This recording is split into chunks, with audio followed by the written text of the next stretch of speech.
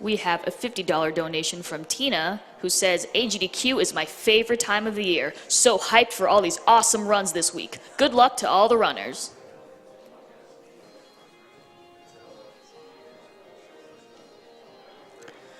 Chuck Bacon 21 gives $50.52, saying, can't sleep, but still glad to be catching the indie block. Thank you for all your hard work, and remember that EG would save the animals.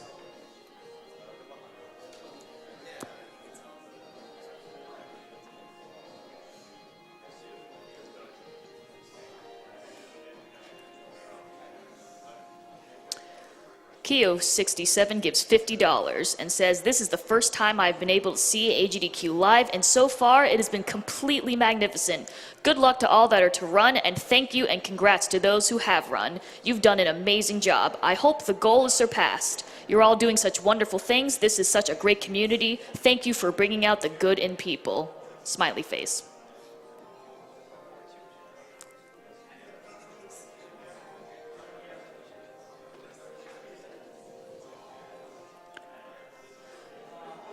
Zariner gives $31 and says, SGDQ 2015 was the first time I watched speedruns, and now I'm hooked. I looked at AGDQ for the last months, and now is the time to chip in myself. The skill and commentary on display are amazing. Keep it up.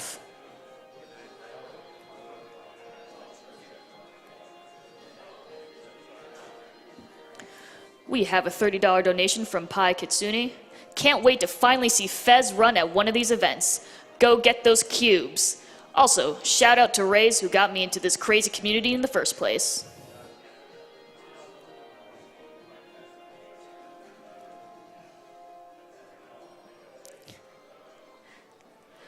All right, and Tenmachi has responded with a $100 donation saying, thanks for the timely read, announcer. Much appreciated for your time and effort. Wink. No, thank you. Thank you, Tenmachi.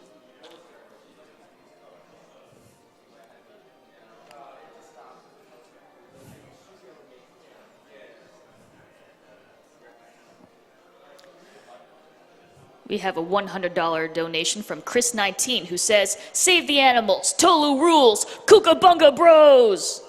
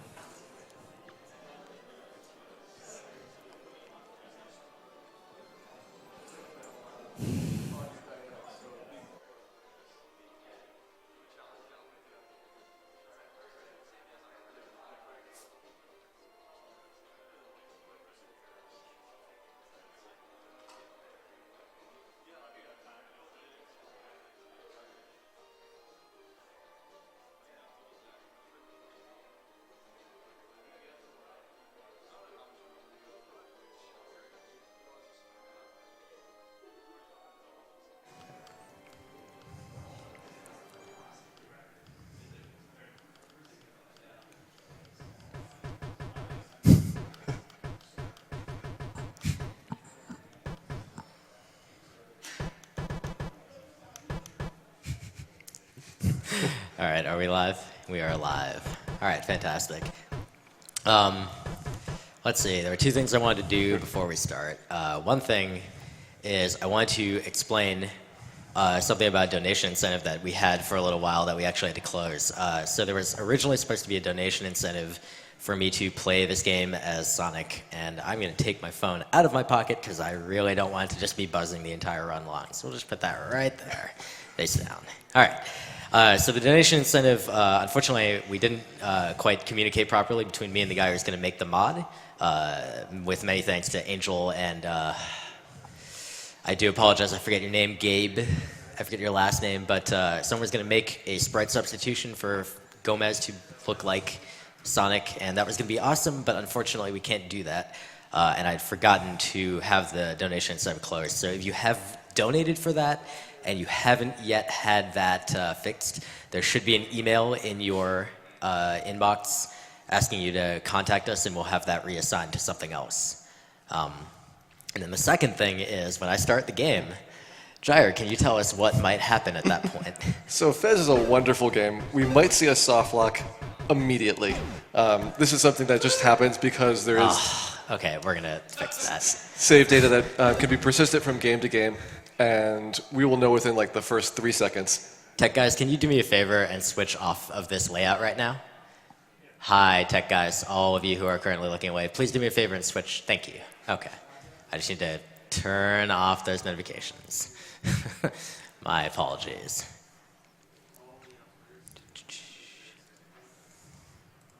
Much though I really am thankful for anyone who is adding me to their friends list right now, I would like to not know about that until after the run. Okay, I believe I'm good now. Not entirely. I'm just kidding. All right, now I'm good.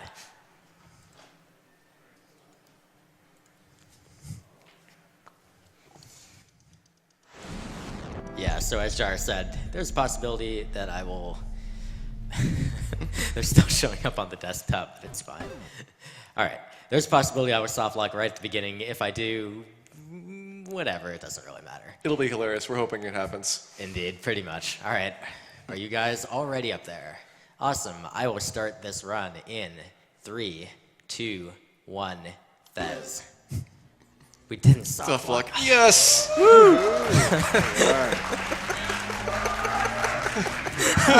We have a run.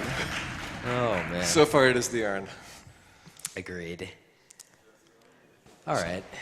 Jari, would you like to...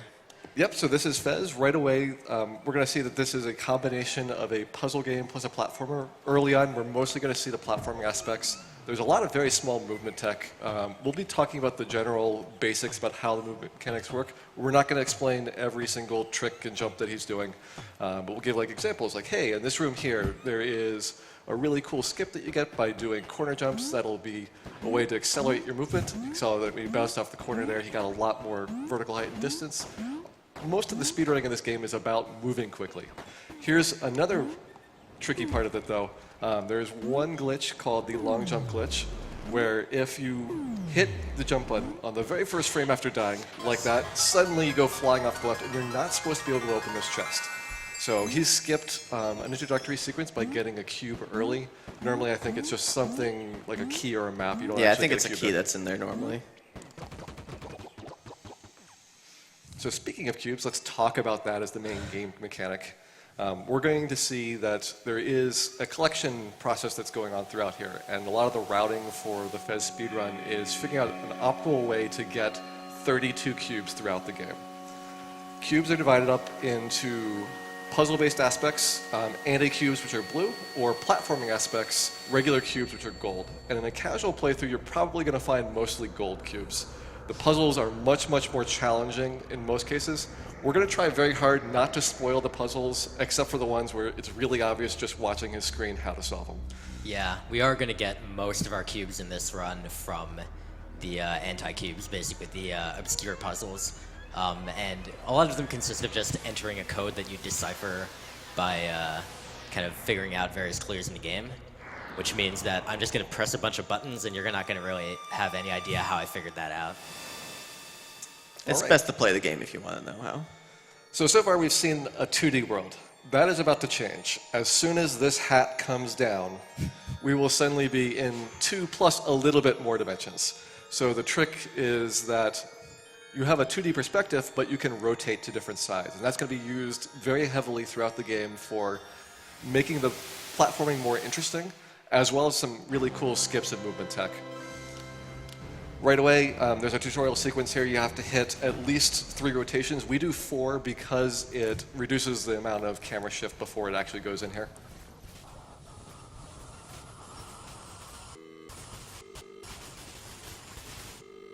And then the game crashes, but it's got an auto recovery feature. Yeah, we're fine. Don't worry about it. We didn't get the soft lock, but we got the crash.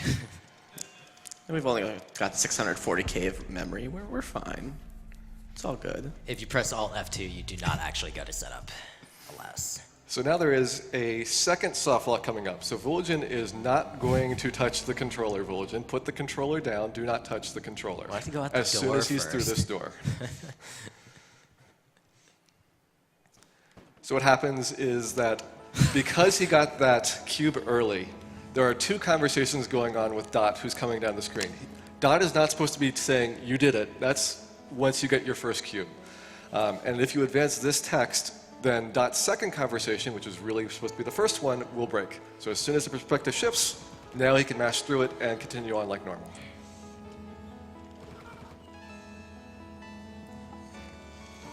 Incidentally, I'm a really bad masher, and you can only mash one button for the text in this game, so I just kind of do whatever seems to work.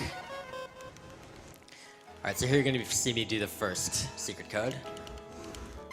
And all he's doing here is doing button combinations on the controller. Often you can do the button combinations while you don't have ordinary character movement.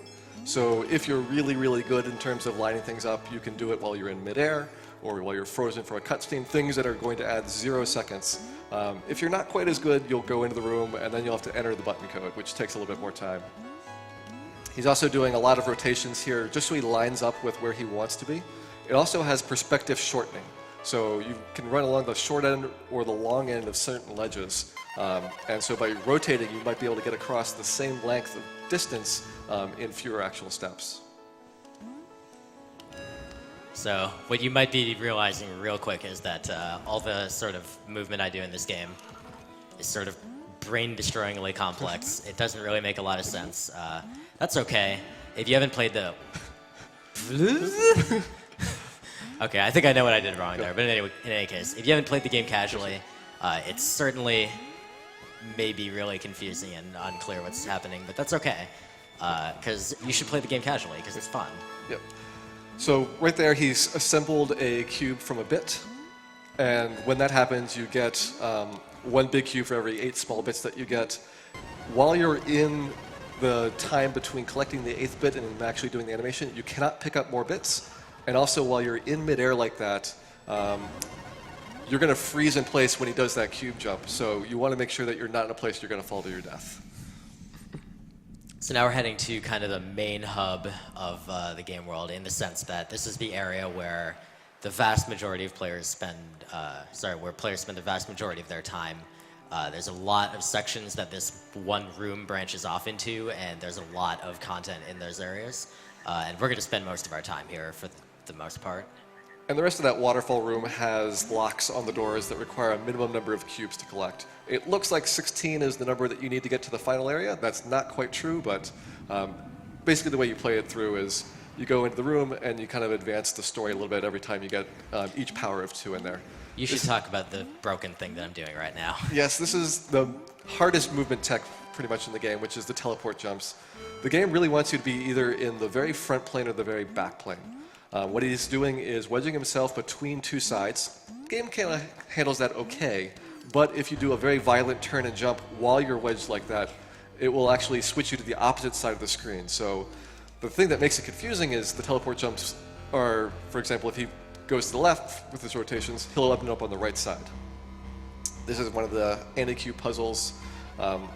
There is basically a letter and number system that you have to decode over time to figure out what those glyphs mean. In this case, he used that to read the side of the bells.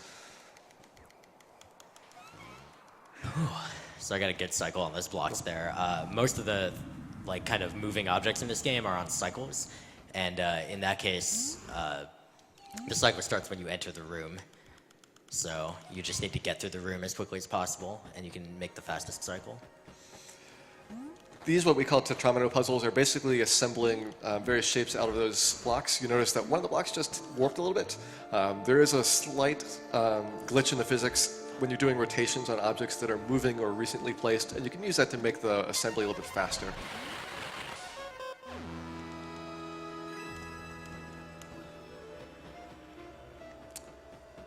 Okay, no black holes. We'll talk about black holes the first time we actually see those guys. It's one of the few RNG elements of the game. Maybe this will be the mythical run of no black holes. Kind of doubt that would happen. Yeah, not holding my breath. It would be great to say that's never happened before.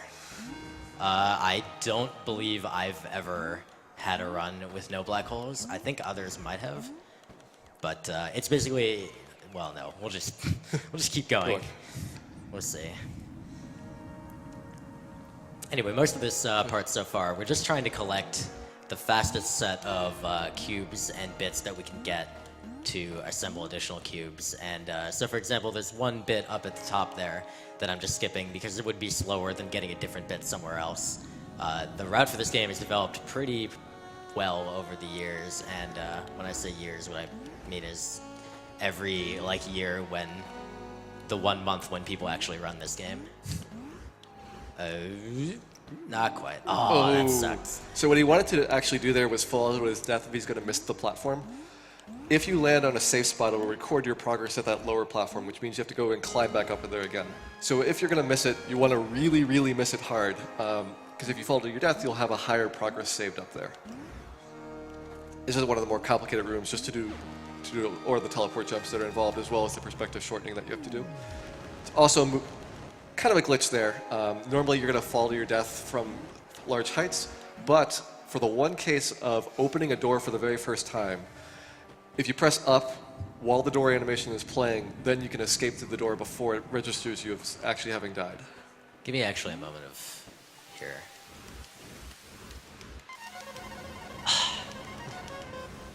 All right, there we go. You can go ahead and explain what I just did there. So the secret here is basically lowering the water level throughout the entire game. There are puzzles that are interconnected between different rooms in different areas. We'll see that later on where it comes into play, but it's a game which has a lot of complexity to some of the secrets in there. Fortunately, if you look at your overworld map, which is a really, really complex 3D representation that you can spin around just like the perspective in the game, you get a sense about which rooms you've completed, which has more to explore and find out about. Another thing Vulajin's doing here is trying to collect these two cubes at the exact same time. You have to do it while doing a little bit of a side shift. He didn't get it there. If you get the two cubes at the same time, it'll skip the animation for the second one, which saves a couple seconds. He'll have another try at that trick.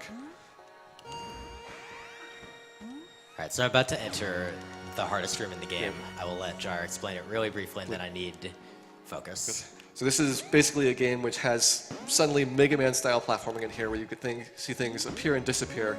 It's all based on cycles as well as based on rhythm, so we call it the rhythm room. And there's an optimal path through which we call the zero cycle. Originally it was a one cycle clear, but then we found an even faster way to do it. That's why it's called zero cycle for the route he's going to try to do here. And now we're going to sit back and listen to the music.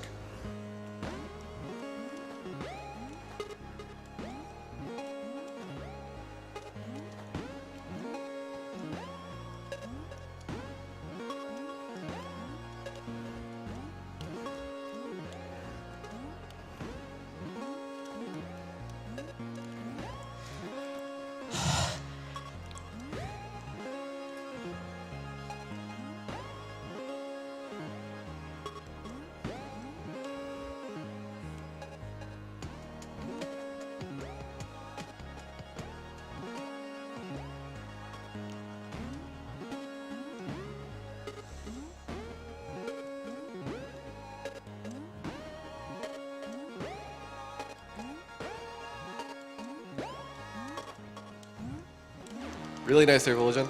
Oh my God, yes. Very nice. Okay, so getting the earliest cycle in that room, we all played it cool, but that is like a ridiculously hard trick. And the entire time after I got up to the top area, my heart was just pounding out of my stomach here. And we were trying to be really my quiet heart's because Vulajin clearly- does that room almost entirely by audio cues. I do it by visual cues, and so do some other people. You can do it by just the flashing of where the platforms are. Some people just like audio, some people like visual. Depends on what you can kind of react to better. This room's got a ton of vines in here. Vines are a tricky mechanic because of the way grip works. Basically, you want to be jumping up and not quite to the apex of your jump, but grab onto the vine there. And there's actually a change in the upcoming patch to the game, which will make it a little bit easier. So it won't let you grab like one pixel up. It'll basically make it a little bit easier to grab at the optimal height. He's also doing some clearly invisible blocks here. Normally what you'd be doing in a normal playthrough for someone doing it for the first time is finding a map which tells you, oh, here's where the platforms are, give you the room in silhouette so you can recognize it, and you have to go and do the jumps. There's another world much later on which kind of introduces that, hey, there's invisible blocks in this game where it reveals them in a flash every once in a while. These are just completely hidden unless you've got the maps. There's also going to be a time later on when we're going to actually... Good jump. Nailed it. I will resume that thought a little later on. This section's actually fairly complex, platforming-wise. And for the longest time, I tried to do the bits in this room in order of vertical height. It turns out it's actually faster to do the higher one there and then come back down. It's just in terms of the number of rotations that you need and the ability to clear up and down with some of these jumps. And that's where some of the fine-tuning of the routing is from, just finding very, very small time savers in how you do rotations and how you get through the rooms. Yeah, as it turns out, there's a lot of places where we have tried to do some sort of optimization that involves very unusual perspective manipulations. It turns out to not be faster just because each actual perspective shift just takes a while to animate.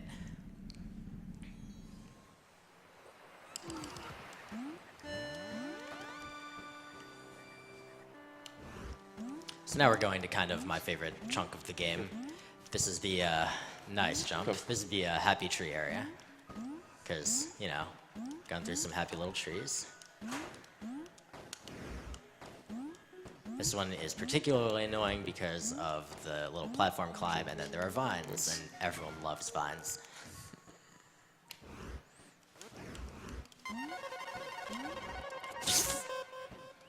Nailed it. So you'll see him getting anti-cubes out of these monoliths. It's actually something that you can't figure out until New Game Plus. So there are things that require multiple playthroughs in order to find all the details about.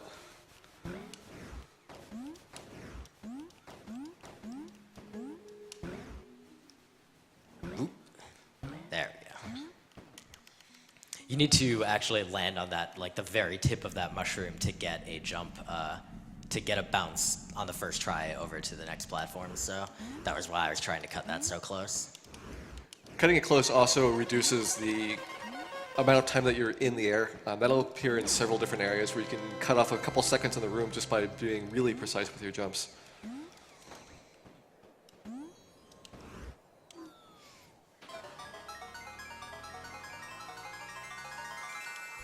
This is one treasure map that he does get. We kind of said there's these treasure maps which gives you clues. However, this particular treasure map has a QR code on the back, and you cannot do the code until you've actually collected it. But once you've got the treasure map, you can do it anywhere. He's not doing it immediately because he's trying to double it up with one of the cubes.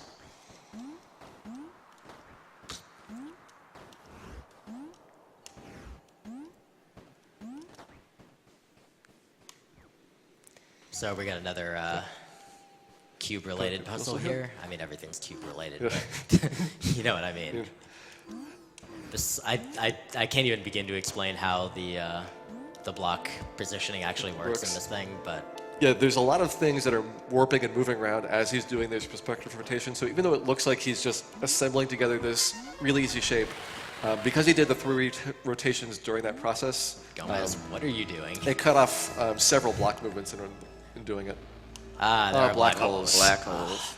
So these are the very, very few RNG sections of the game. There's actually only 3 screens, I think, in the speedrun where black holes make a difference time-wise. And it's normally only a couple of seconds when you get them, but black holes will appear randomly whenever you've entered a room multiple times. And I don't know if there is something probability-wise about having more cubes or more times entering it. I just know that you have to enter at least twice before you'll see them in a room. They basically act as an instant death. So during this cutscene, which is the lovely future news spinning around, we get Vulajin entering code in here, and that's just him taking advantage of the fact that you cannot move or do anything else while it's doing this little intro. Yeah, there's also another code that comes from one of the achievements in the game that a lot of runners will enter at this point. I actually entered it earlier in the rhythm room just because that's how I like to do it.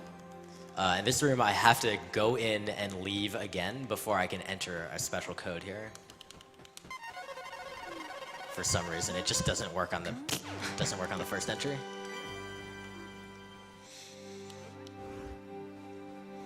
Here in the throne room is actually the longest code in the game overall. You have to find codes at multiple places. So this is the one that is 16 button presses long. Most of the other ones are 8. There's a few that are like 6 or 7.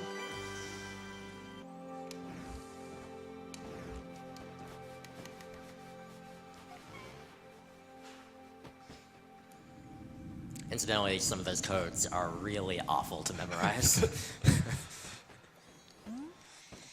I just do a cheat sheet. You have a list next to you. You can look down and Okay, could you do the corner jump?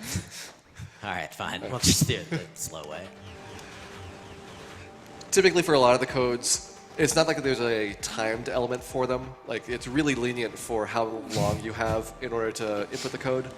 But for a speedrun, you want to be just being able to do it lightning fast. And often there are certain times when you're already pushing buttons for a direction or you're doing jumps or other movements, which makes it optimal to do the code at that point.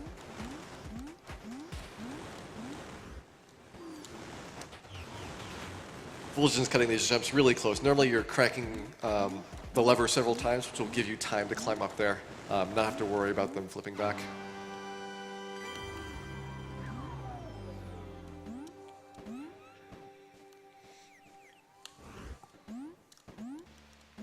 For obvious reasons, this is the telescope room, and there's a lot of different things that you can get around this area of the game that we're not going to show off in the speedrun, but things that don't count towards your overall progress.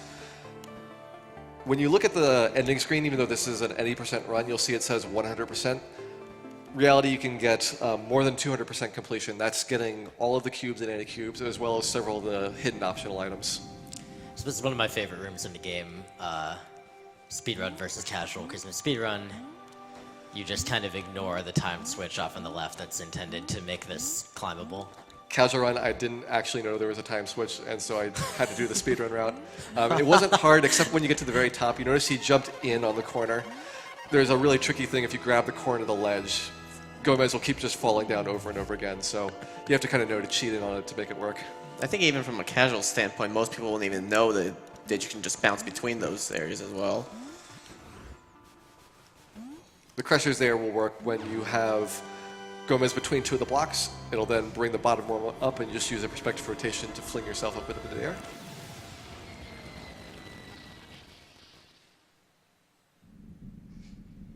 So we're coming up upon kind of the last cube collection section of the run, and we're going to go visit the lighthouse. Again, back from that main hub that you saw earlier in the game. And there's going to be a couple more codes here, and a couple more cubes that we're going to collect, and then we are on the home stretch. And this is where we see the water level having lowered down. And if you look when the room first loads in this next one, there's actually a graphical glitch where it draws in at the original level and then goes, oh, he's lowered the water level, so we'll draw it down at the lower level version.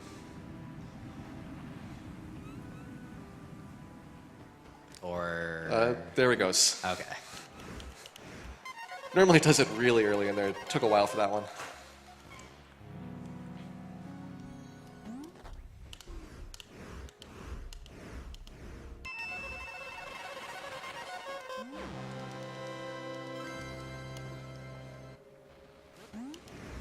This is an example of a room where perspective shortening makes a big difference because there's a very long pier to get across to the anti-cube that he's just created there, and it seems like you have to do a lot of running back and forth to get it. But All the way by over there. turning to the sides, he turns a very long room into a very deep room, and that's kind of one of the tricks of a lot of this 2+D rotations.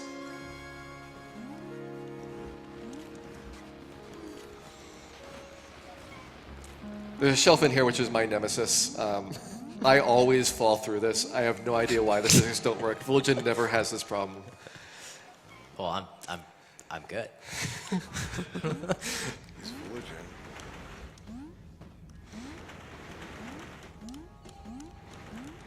The ladders are very, very finicky here. If you're jumping while the ladders are in motion, you'll just fall right through them. That's actually intended to make it more difficult to climb up there. Yeah, getting up to those ladders without having to wait for another cycle is deceptively annoying. I usually get too aggressive, and even if it doesn't look like the ladder is moving, once it begins to decide it's going to start the cycle, you'll fall, even if you try to grab onto it.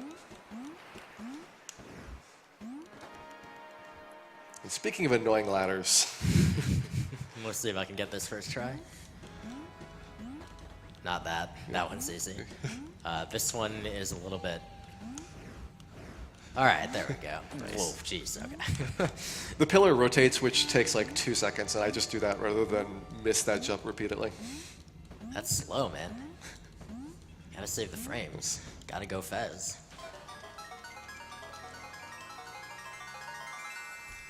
For a lot of the invisible block puzzles, I actually brute force them because you can clearly see there's a treasure chest hanging up there, so you just try all the different perspective rotations. So you jump left, right, up. That one's a lot harder because there's so many jumps going up there, and you don't even see the treasure chest until you get a little bit up. All right, so we're actually at the home stretch now. We are entering whatever this area is called. And We've seen this place before. We just have different time periods for a couple of the rooms in here. Indeed. So there is like the active, healthy time period, and then there's like far future ruins for different versions of the same room. So we presently have 11 golden cubes and 20 anti-cubes, and we're going to have 21 very shortly. Oh, other way around. Don't mind me. It's been a long, long day. There are some sort of numbers of cubes, and the final count is 11 and 21. So we've gotten 32 cubes, opens the final door. Yeah, 32 is what the NE% basically gets. And for this Stargate, there's a long sequence here where he cannot be standing on the ledge at the top for where the Stargate is, or else you can't walk through the doorway, so he's a little bit far down there. And after that, we're going to go to the moon, where it has a lot of high jumps, but that'll take a couple minutes. So, donation reader, can we get some donations? Certainly. All right, we have a 100 donation from Shadowed. Why did you break our hearts, Vulajin? Sad face. We have a 129 donation from Spectaire. I am donating $129. $1 for every time Vulajin wiped our raid group by standing in a voice. We love you, man. Don't choke and spam that F12. We need your fell missed calls. You almost caused me to choke on my water. Thanks, Spec. I appreciate it. Well played. We have $256 from Caitlin Gadd. I'm glad to see Fez at AGDQ, and I look forward to the Bell Tower corruption room turning the stream into a pile of static. Good luck, Vulajin. Donation goes to Runner's Choice. Unfortunately, we never went there. Yes, I was thinking about going into, there's a room in this game where the background is like super glitched out, and literally like every tile that is on the screen like just alternates between every tile graphic that exists in the game, and it just destroys your bitrate. Like you can't stream it. I was vaguely curious what it would look like, but I opted not to go there. It's totally unnecessary in this route, of course, and it would have cost like around a minute and a half. So yeah, this is the moon. This is pretty straightforward. Bleh. Okay, I was trying to grab the corner there so I could get a faster jump over here, but it's all good. As you can see, there's lower gravity, so I jump higher, and also move slower because I am definitely sure that's how lower gravity works. Yeah. Sounds legit. And this entire room is on a cycle once he enters in there. He's trying to cut the jumps as close as possible to the platform, so he's spending less time hovering in midair, which will allow him to get into that exit in the optimal way. We think it is possible to get there immediately if you're like really, really super perfect, but often you have to do a rotation to clear through the door. Oh, that's, ugh. Shoutouts to Gu, who's probably shaking his head in disgust right now. All right, so that's basically it. It's not quite over. We have Yeah. one little bit more before you lose character control. Yeah. He has to get through the final door, which we've already seen twice. Gomez waking up, getting out of bed, going through the door, but that's when finally the game will run to completion without any more input. So fortunately, we have now partially reconstructed that giant thing that blew up at the beginning of the game. So yeah. Basically, it's just basically foreshadowing that there's more to do, just not in this run. Indeed. Okay, that's kind of.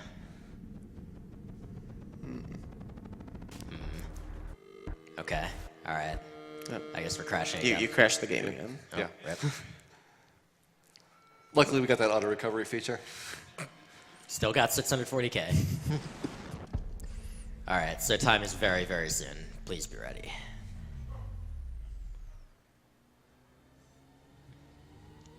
So we will walk out the door of our home into a whole new world. And time. That's Fez.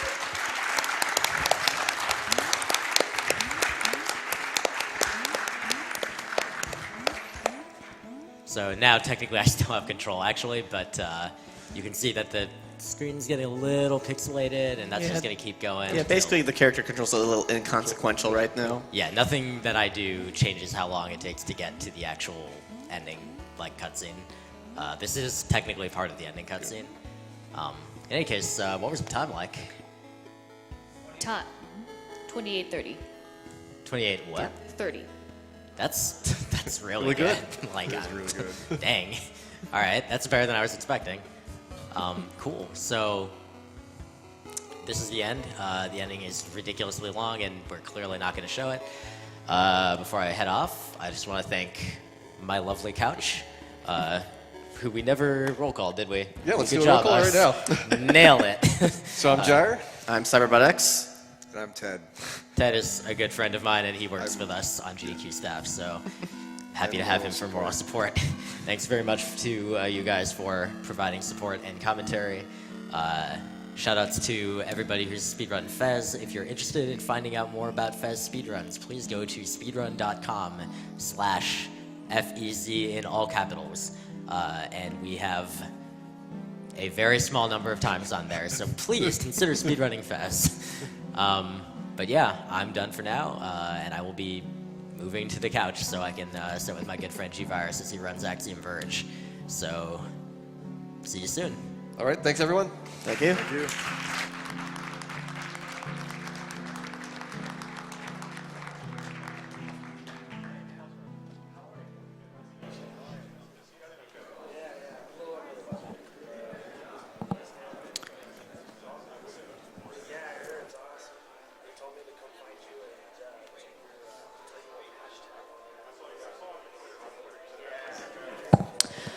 Flybit gives $209.40 and says,